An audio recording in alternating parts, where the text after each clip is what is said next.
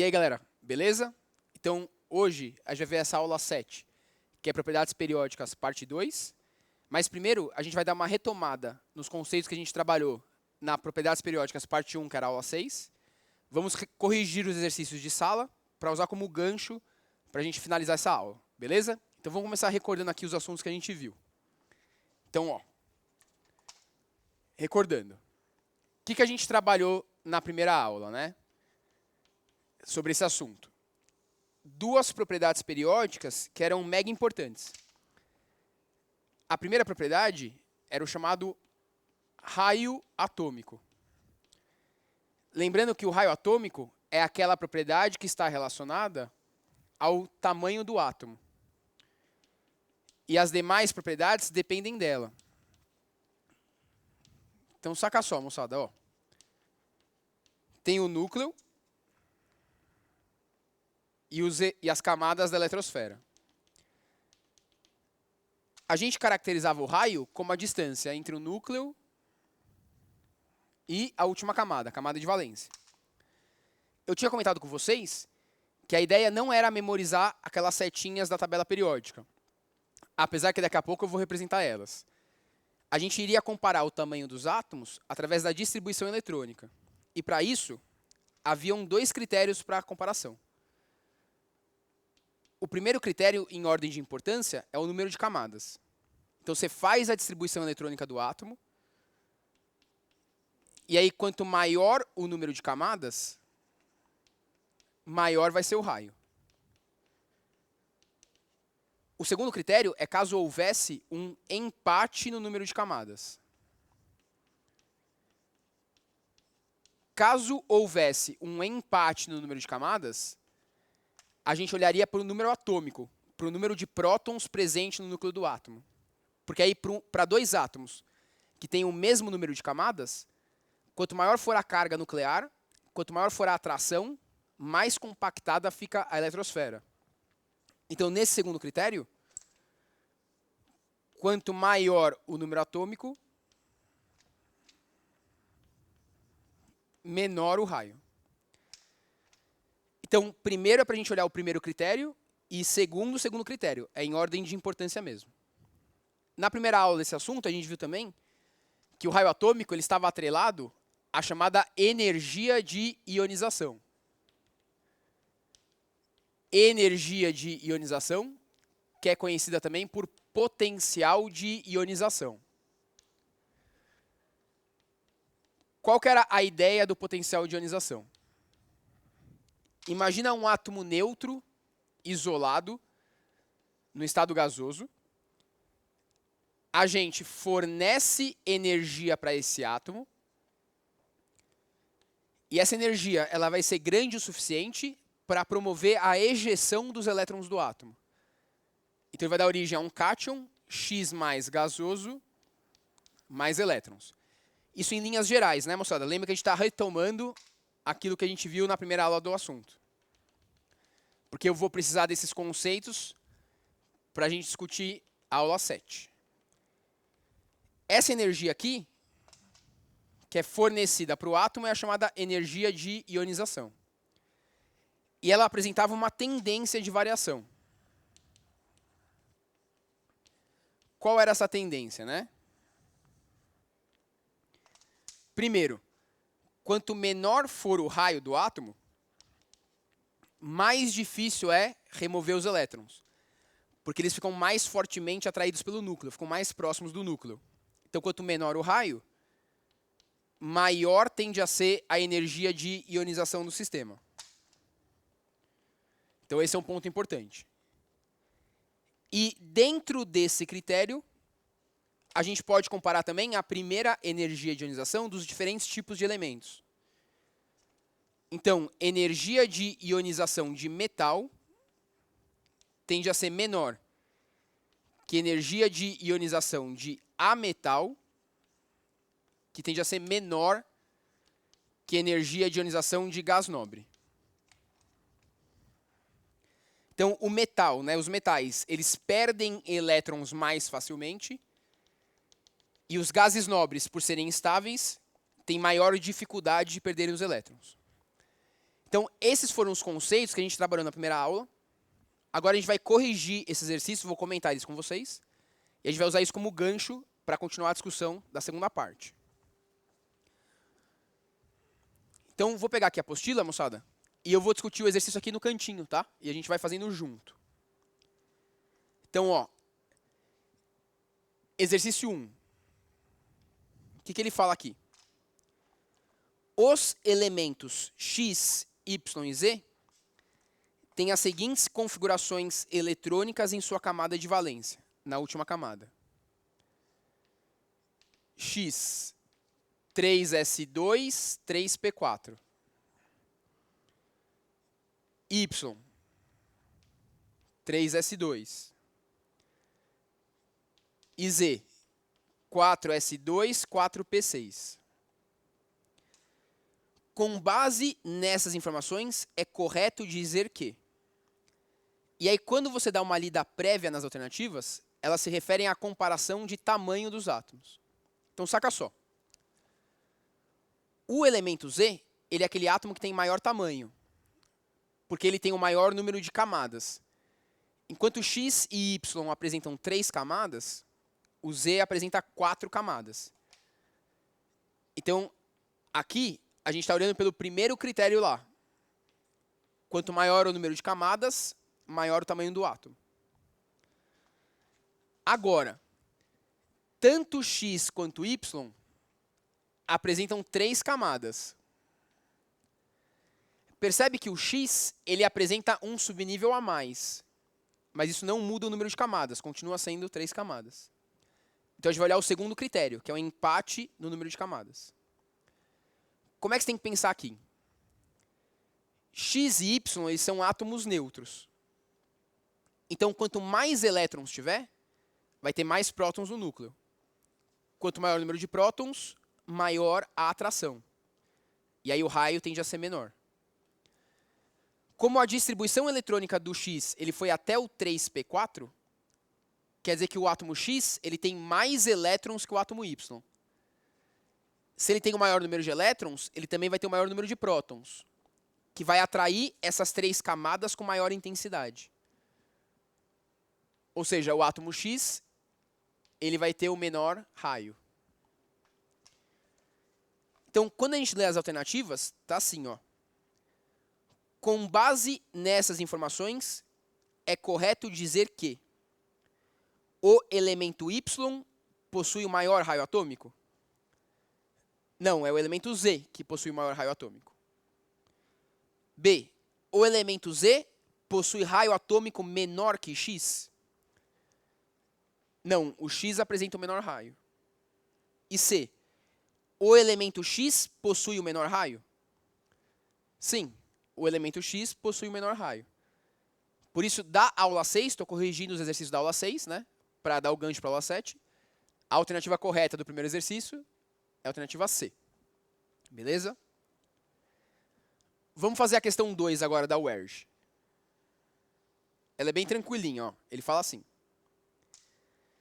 Recentemente, 4 novos elementos químicos foram incorporados à tabela de classificação periódica, sendo representados pelos símbolos UUT, UUP, UUS e UUO. Esses símbolos são provisórios, né? Já foram melhorados, certo? Dentre esses elementos, aquele que apresenta maior energia de ionização. E aí, olhando aí na sua apostila, você pode ver que ele representou os elementos do 7º período da tabela periódica.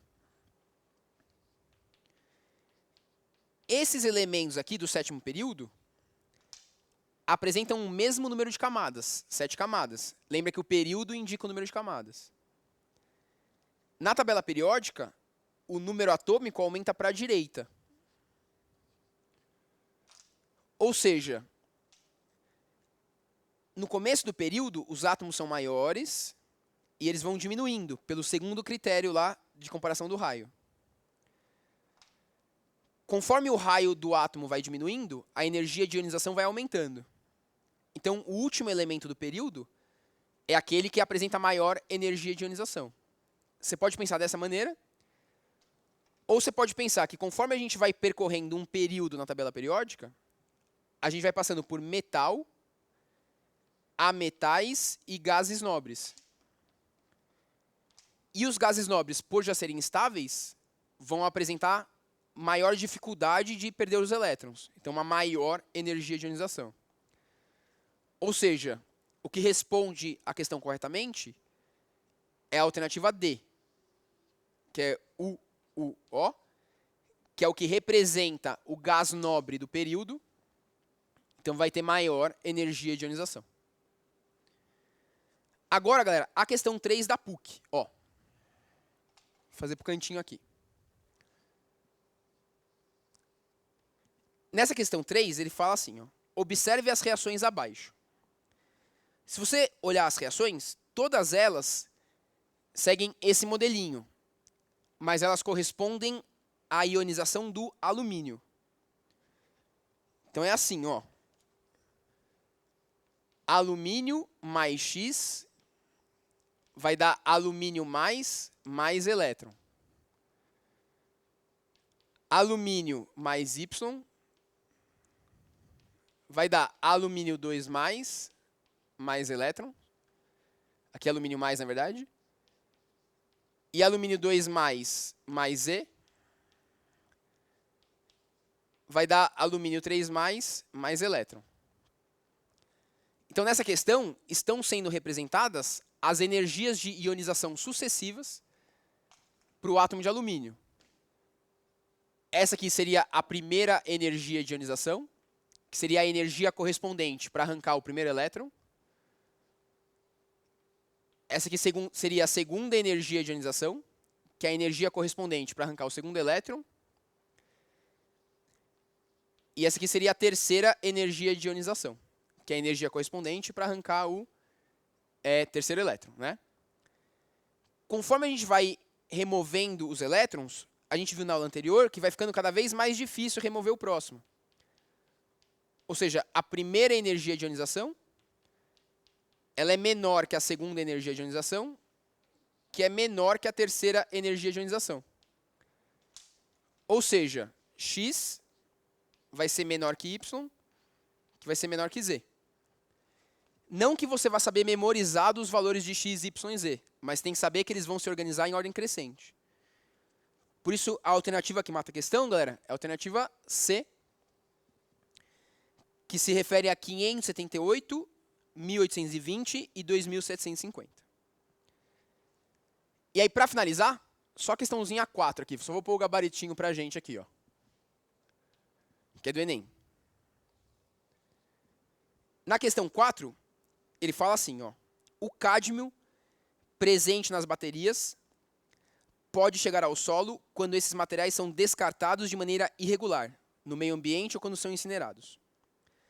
Diferentemente da forma metálica, a forma metálica é a forma neutra, os íons cádmio são extremamente perigosos para o organismo, pois eles podem substituir os íons cálcio 2+, ocasionando uma doença degenerativa dos ossos, tornando-os muito mais porosos e causando dores intensas nas articulações. Podem ainda inibir enzimas ativadas pelo cátion zinco 2+, que são extremamente importantes para o funcionamento dos rins. A figura mostra a variação do raio de alguns metais e seus cátions. Analisando a figura que é apresentada, galera, a gente pode perceber que o cálcio 2+, ele tem um tamanho de cerca de 100 picômetros. O cádmio 2+, tem um tamanho de cerca de 103 picômetros. E o zinco 2+, tem um tamanho de cerca de 83 picômetros. Ou seja, os três cátions que são mencionados no enunciado, eles têm um tamanho relativamente próximo e eles têm a mesma valência, têm a mesma carga. Por isso que um pode substituir o outro, um pode trocar de lugar com o outro nas funções biológicas. Então, a melhor alternativa, galera, que vai responder é a alternativa C. Porque ele fala assim, ó, com base no texto, a toxicidade do cádmio em sua forma iônica é consequência desse elemento. possuir raio e carga relativamente próximos aos de íons metálicos que atuam nos processos biológicos, causando interferência nesses processos. Ou seja, o cádmio ele apresenta um raio que é relativamente próximo ao cálcio e ao zinco. E ele apresenta a mesma valência. Então ele pode substituir o cálcio e o zinco nos processos biológicos, causando interferência nesses processos. Por isso que vai ser a alternativa C. Então aqui, galera, ó, a gente deu uma retomada em relação àquelas propriedades e agora a gente vai avançar. Então a gente vai analisar mais duas propriedades em detalhes e depois algumas de maneira mais superficial, que são mais experimentais. Então saca só, ó. A terceira propriedade periódica que a gente vai estudar é a chamada afinidade eletrônica. A afinidade eletrônica, ela é conhecida também por eletroafinidade.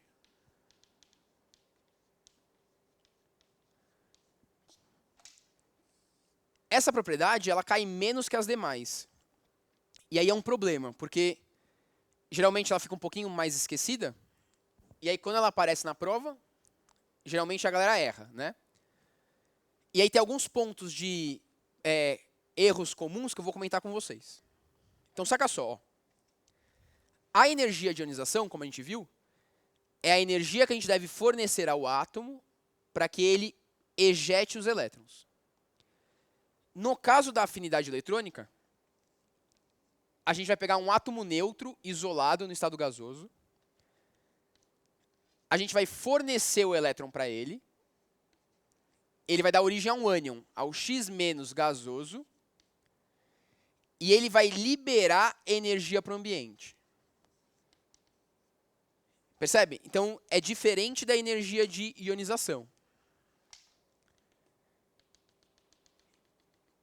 E aí, moçada, essa energia liberada é o que a gente chama de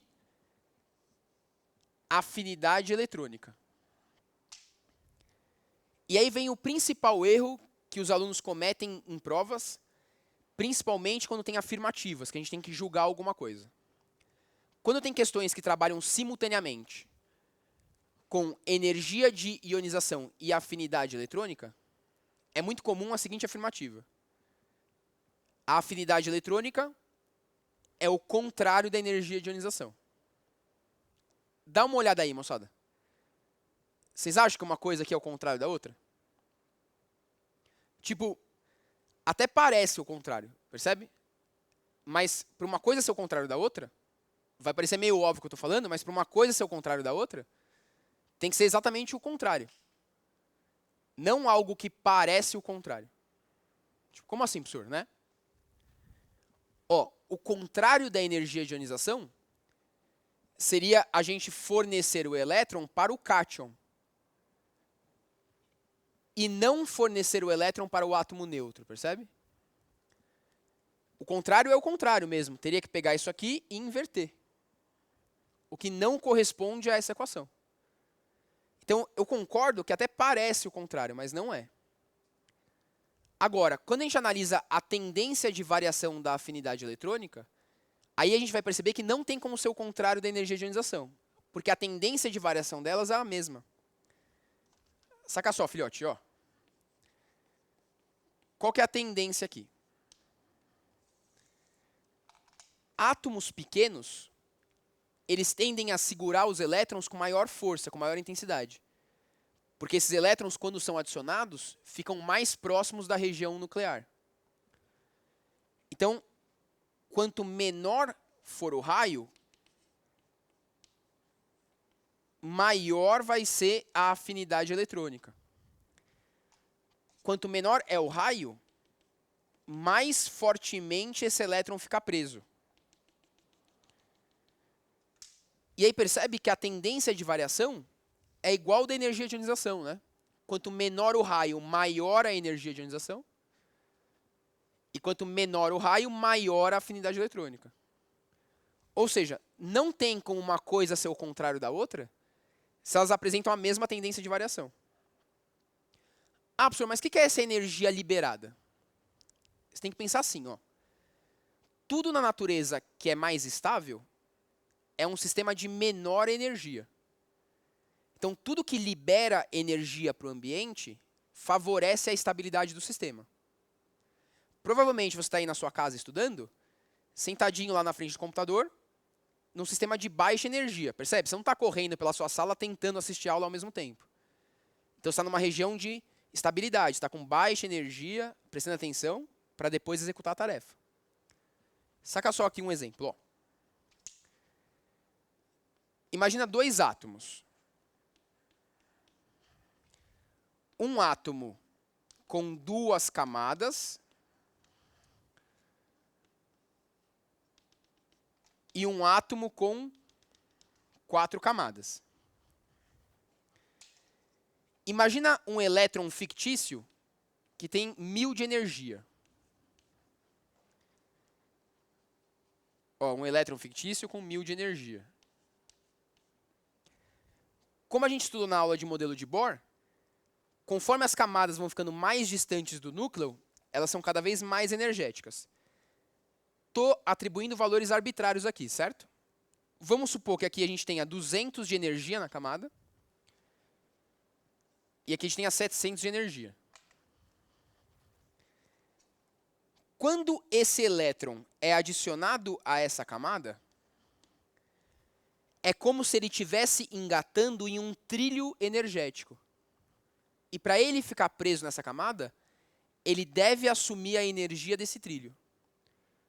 Ou seja, ele tinha 1000, ele vai engatar num trilho de 200, ele vai liberar a diferença para o ambiente, vai liberar 800. Essa energia liberada é a afinidade eletrônica. Quanto mais energia ele liberar para o ambiente, mais estável esse elétron fica. Maior é a afinidade dele pelo elétron. Lembra que quanto mais energia libera, mais estável o sistema fica.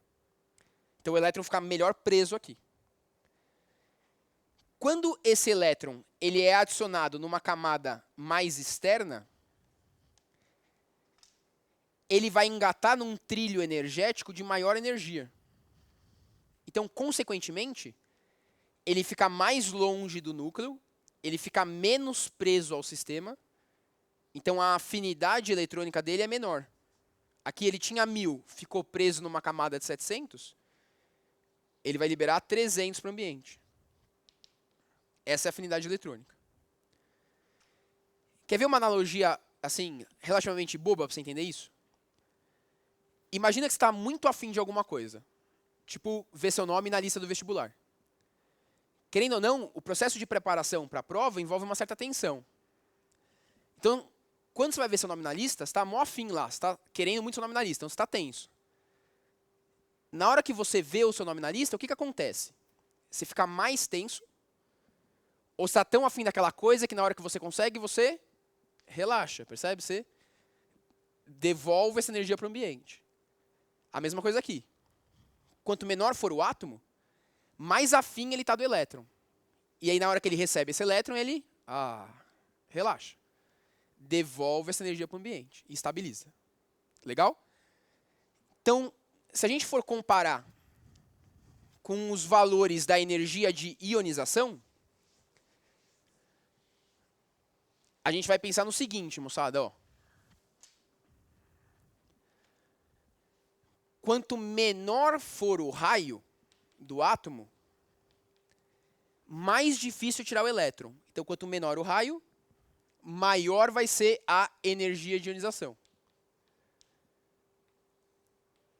Agora, se é mais difícil tirar o elétron, quer dizer que a afinidade do átomo pelo elétron também é maior. Uma coisa acompanha a outra, percebe? Uma coisa não é oposta da outra. Então, quanto maior a energia de ionização, maior também a afinidade eletrônica.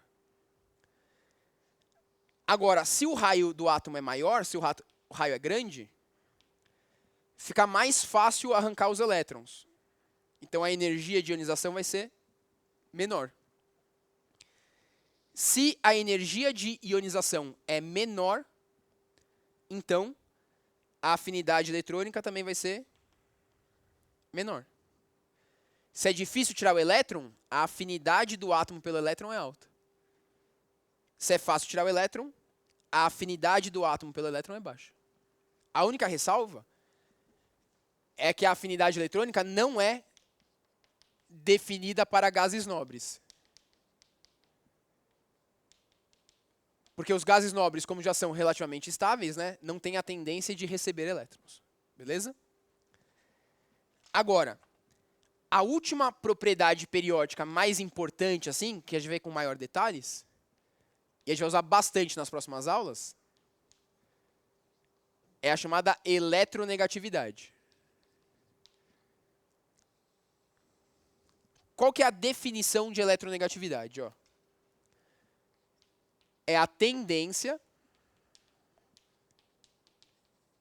que um átomo apresenta,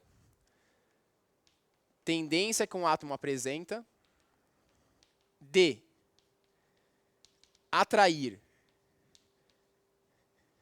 para si os elétrons de uma ligação. Ah, professor, então eletronegatividade é a mesma coisa que a afinidade eletrônica? Não. Percebe? Se fosse a mesma coisa, tinha o mesmo nome, né? A afinidade eletrônica é a energia liberada quando um átomo neutro, isolado, no estado gasoso, captura um elétron. A eletronegatividade é quando você tem dois átomos ligados e eles competem pelos elétrons de uma ligação. Então, enquanto a afinidade eletrônica fala do átomo isolado, a eletronegatividade fala dos elétrons da ligação. A gente vai estudar junto ainda a ligação iônica e covalente, mas com certeza você já viu algo do tipo no colégio.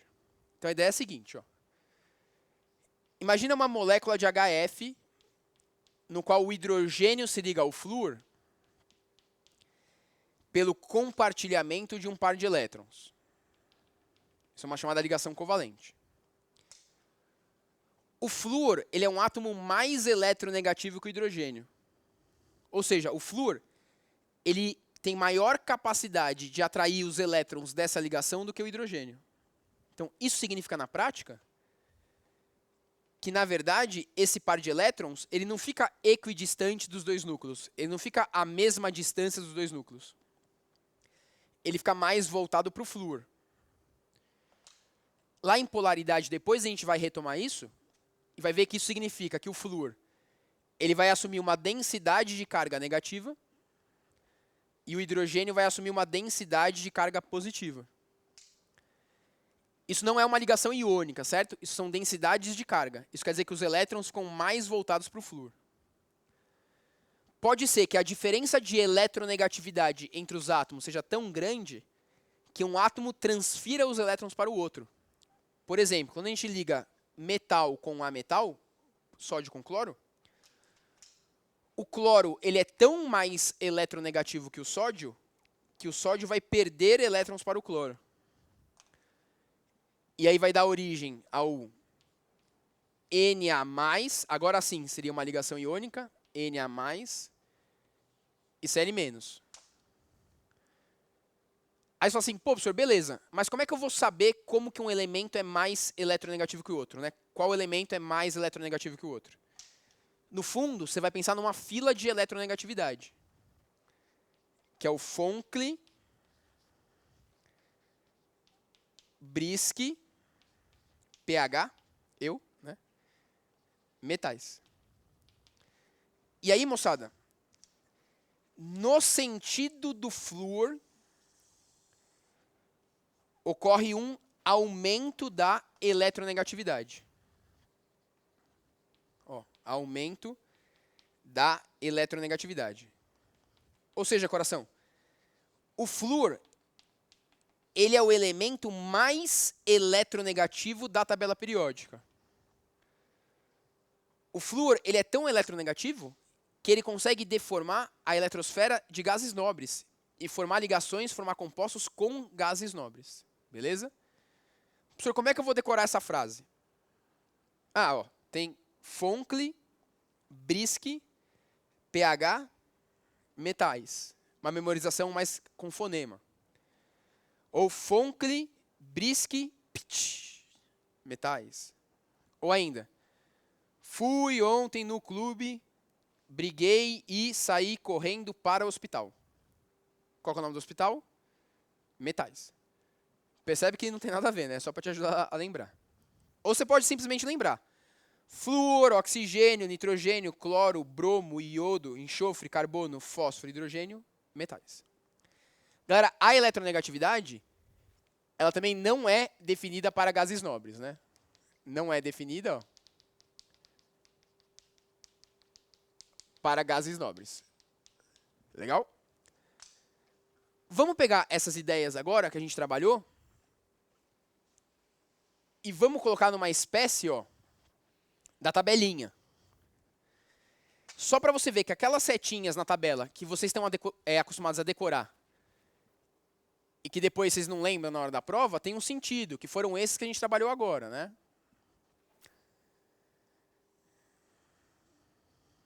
Então, ó, quando a gente pensa na tendência de variação do tamanho dos elementos na tabela,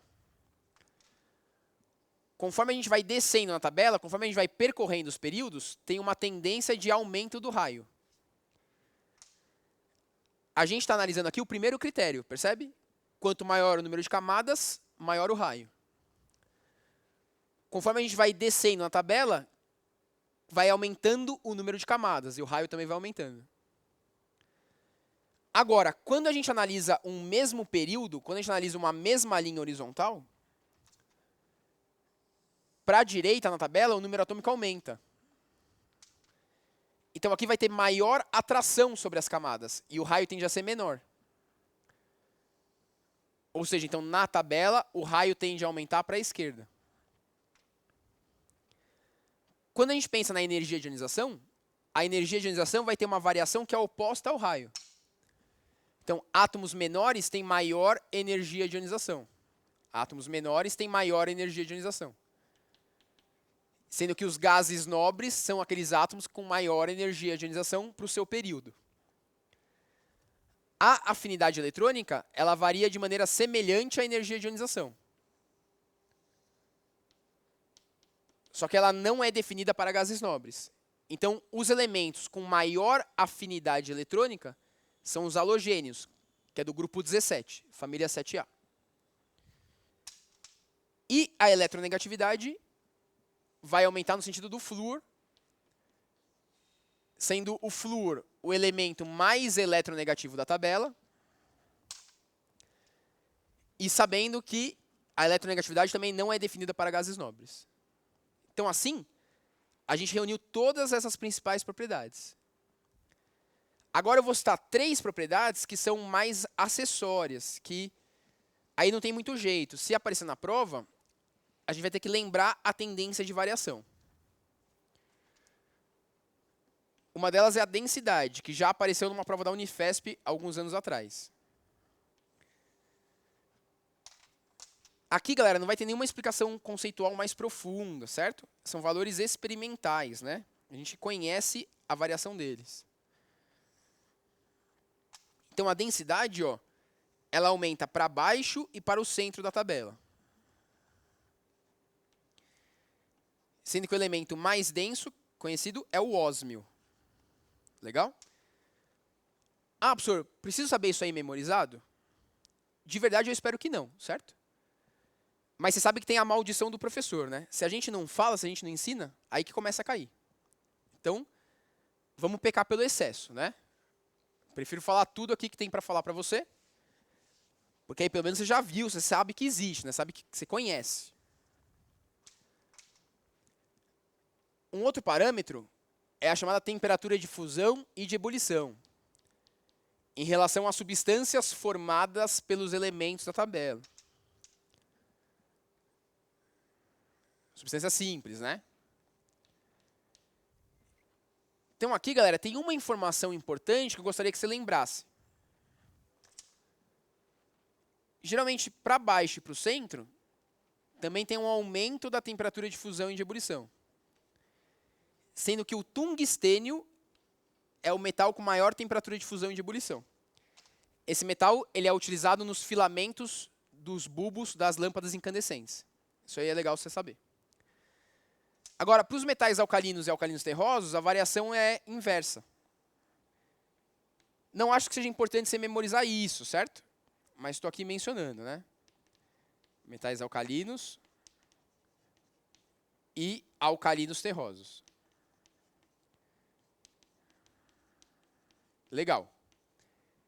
E, finalmente, a sétima propriedade é o que a gente chama de eletropositividade. Eletropositividade, que é conhecida também por caráter metálico. Ó, eletropositividade ou caráter metálico. Que seria a tendência da perda de elétrons, tendência de perder elétrons ao participar de uma ligação. Quem tem tendência em perder elétrons são os metais. E aí, quanto maior for o metal, maior a sua tendência em perder elétrons. Então, a eletropositividade, ela aumenta no sentido do frâncio, que é um metal do sétimo período. Então, ele é grandão, tem só um elétron na camada de valência, e aí ele perde esses elétrons facilmente. Legal? Lembrando que aquelas que você precisa conhecer com maior detalhes é até a eletronegatividade. Então agora, galera, tenta fazer aí os exercícios do 1 ao 4 da aula 7, que a gente vai corrigir em seguida.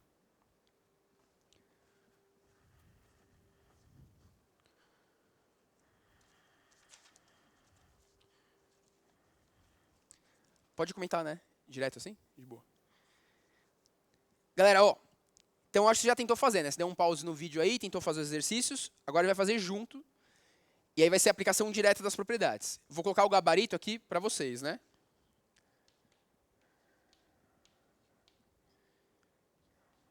Saca só, moçada. Ó. Primeiro, PUC.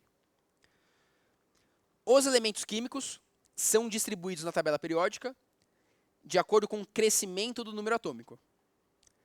Tal distribuição faz com que os elementos com propriedades semelhantes fiquem reunidos em uma mesma coluna e regiões específicas da tabela. Sobre a periodicidade química dos elementos, leia com atenção os itens a seguir. 1. Os elementos da família dos metais alcalinos são os elementos que apresentam maior energia de ionização? Não, galera, como a gente acabou de ver, são os gases nobres que apresentam maior energia de ionização, né? A energia de ionização aumenta no sentido dos gases nobres. Então, a primeira é falsa. O raio atômico é a distância medida entre dois núcleos em uma ligação química?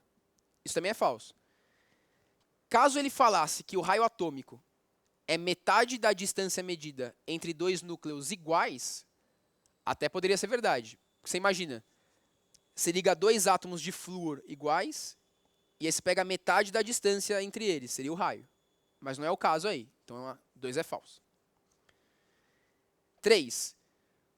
Os elementos da família dos halogênios são os elementos que apresentam maior afinidade eletrônica? Sim. Os gases nobres, eles apresentam maior energia de ionização. E os halogênios apresentam maior afinidade eletrônica. Então, a 3 é verdadeira. 4. A eletronegatividade é a tendência que um átomo possui de atrair os elétrons de outro átomo em uma ligação química? Sim, né? É a definição de eletronegatividade que a gente viu ali. Então, 3 e 4 são verdadeiras. Então, seria a alternativa D. Beleza? Agora, a 2 é uma questãozinha do Enem. Ó. No ar que respiramos, existem os chamados gases inertes, que trazem curiosos nomes gregos, que significam o novo, oculto ou inativo. E, de fato, são de tal modo inertes, tão satisfeitos em sua condição, que não interferem em nenhuma reação química, não se combinam com nenhum outro elemento, e, justamente por esse motivo, ficaram sem ser observados durante séculos. Só em 1962, um químico, depois de longos e engenhosos esforços, conseguiu forçar o estrangeiro, o xenônio, a combinar-se fugazmente com flor ávido e vivaz. E aí ele vai perguntar na questão, qual propriedade do flúor justifica a sua escolha como reagente para o processo mencionado? E aí, coração, filhote, se liga. Falou do flúor, você vai pensar na eletronegatividade. Esse que é o rolê, beleza? A principal característica do flúor é a intensa eletronegatividade. Então, 2, alternativa C. 3, da Unesp, vamos lá. Considere os elementos potássio, cobalto, arsênio e bromo, todos localizados no quarto período da classificação periódica. O elemento de maior densidade e o elemento mais eletronegativo. O elemento mais eletronegativo vai ser aquele que vai aparecer na fila de eletronegatividade, que é o bromo. E o elemento mais denso, a gente seguiria a variação da tendência da densidade. Seria o cobalto. Beleza? Por isso que a 3 seria a alternativa E, né? E, finalmente, moçada, a questão 4, que vai dar mais um trabalhinho, mas nada assim demais. 4, que é da Universidade Estadual de Ponta Grossa. Ele vai mostrar algumas distribuições eletrônicas. Ó. X. 1s2, 2s2, 2p5. Y. 1s2, 2s2, 2p6, 3s2. W. 1s2, 2s2, 2p6,